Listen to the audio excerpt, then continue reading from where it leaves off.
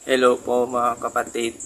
Alam niyo po kung ano ang i-concern ko dyan sa mga bersikulo na nilatag niyo tungkol sa video na ito. Sa Deuteronomio Kapitulo 4:2, tumutukoy po yun sa kautusan na ibinigay ng Diyos kay Moses noon.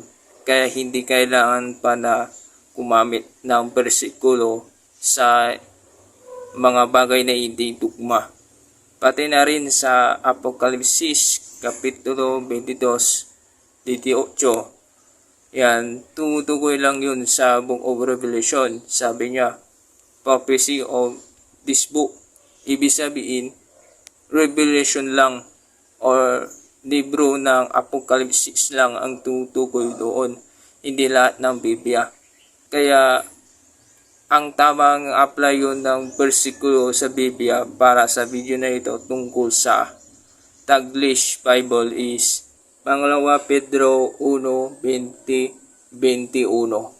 Kaya sana maintindihan mo ito kung paano mailatag ng bersikulo sa tamang paraan.